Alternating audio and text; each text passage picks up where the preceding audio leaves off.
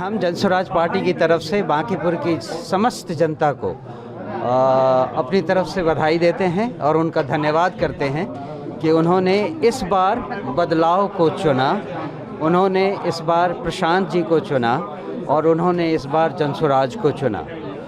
जो दूसरी बात है वो ये ध्यान देने की है कि इसमें जनसुराज की तरफ न जाति का, न धर्म का, न विचारधारा का किसी भी चीज़ का बंटवारा नहीं हुआ।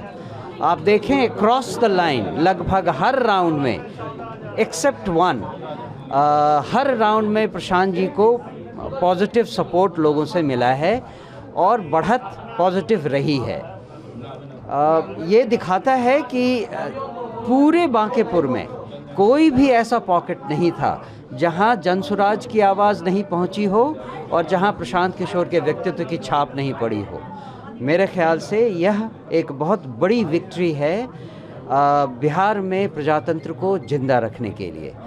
एक आदमी जो विपक्ष को रिप्रेजेंट करेगा सही ढंग से, वो अब विधानसभा में पहुंचने वाला है और इससे बिहार की आगे की राजनीति पर बहुत गहरा असर पड़ेगा, इसमें कोई शक नहीं। क्या वजह मान रहे हैं कि हर पॉकेट से आपको वोट मिल रहा है? और सबसे बड़ी बात है कि जिस सीट पे प्रशांत किशोर जी चुनाव लड़ रहे हैं वो बीजेपी का गढ़ माना जाता था और बीजेपी के किसी नेता ने शायद कहा था कि यहाँ से कोई भी खड़ा होगा तो जीत जाएगा। देखिए, प्रजातंत्र में गढ़ बनाती भी जनता है और गढ़ को तोड़ती भी जनता है।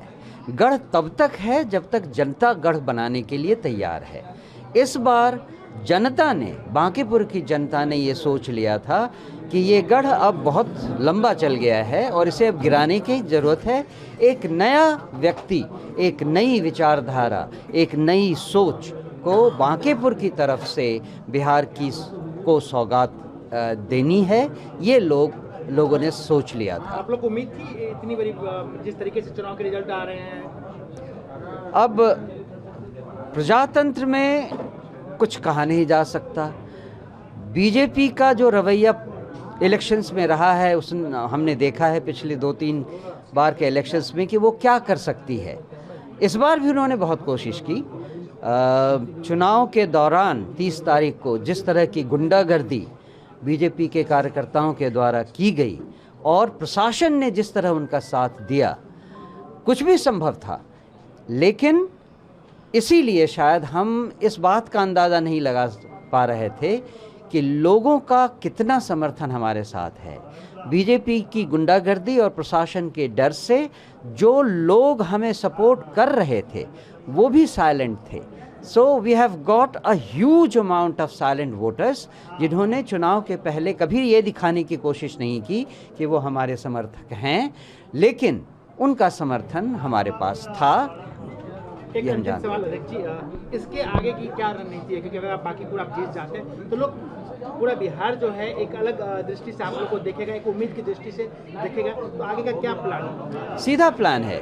सबसे पहले तो वो करके दिखाइए जिसके लिए जनता ने हमें चुना है। जनता का भरोसा जीतना ज़रूरी है। हमने कई बार कहा है और फिर से दोहराते हैं, हमारा मुख्य एम शासन पाना नहीं है, जनता का भरोसा जीतना है और बिहार में बदलाव की शुरुआत करनी है। प्रशांत जी अकेले अगर विधानसभा के बाहर रहकर बिहार सरकार को कई सारे बदलाव करने के लिए मजबूर कर सकते हैं, तो एक बार वो विधानसभा के अंदर से आवाज़ लगाएंगे तो देखिए बिहार में क्या क्या बदलाव अब आने लगेंगे। और एक बार बिहार में जनसुराज ने, प्रशांत किशोर जी ने बदलाव का आभास दे दिया तो जनता का विश्वास अपने आप हमारे साथ आना शुरू होगा। अभी और कई राउंड की गिनती होनी बाकी है, अभी इंतज़ार किया जाना चाहिए और हमें लगता है कि जब अंतिम राउंड की गिनती पूरी होगी तो बीजेपी उम्मीदवार की जीत निश्चित होगी।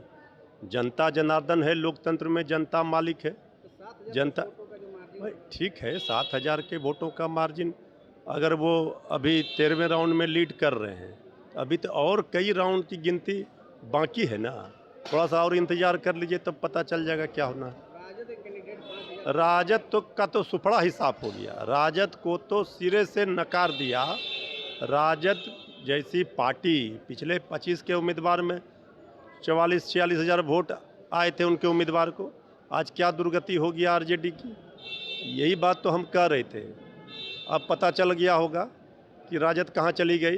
बीजेपी की तो सरकार है बिहार में भी, केंद्र में भी, और अभी जिस तरह से युवाओं को दिग्भ्रमित किया गया, लोगों को, तो ये सारे चीज़ों के समय ये सारे चुनाव हुए, कुछ लोग पूरी तरह से लोगों को गुमराह करने में लगे थे, लेकिन फिर भी भरोसा है कि चुनाव परिणाम अंतिम रूप से आएंगे तो फिर समीक्षा होगी, कारणों का पता किया जाएगा। लेकिन हमें भरोसा है कि अंतिम राउंड की गिनती के बाद बीजेपी के उम्मीदवार जीतेंगे। नहीं, देखिए ये लोकतंत्र में, राजनीति में विचारों की लड़ाई है, कोई हिंसा का कोई स्थान नहीं है। किसी को भी सनातन के भावनाओं को, सनातनियों के भावनाओं को ठेस नहीं पहुंचाना चाहिए, भगवान का अपमान नहीं करना चाहिए। लोगों की भावनाएं आहत होती हैं तो क्रिया के विपरीत प्रतिक्रिया होती है। फिर भी हम कहेंगे कि कभी भी किसी को भी इस तरह का कोई काम नहीं करना चाहिए। विरोध करने का बहुत सारा तरीका है, जब लोग जाएंगे जनता के बीच में तो पता चलेगा।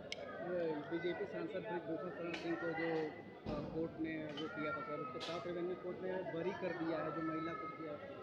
अब देखिए, माननीय न्यायालय का फैसला है तो न्यायालय के फैसले पर क्या टिप्पणी की जा सकती है। प्रशांत किशोर जीत का जश्न मनाना शुरू कर दिया। अब देखिए, जीत का जश्न मना रहे हैं तो इस पर हम क्या कर सकते हैं।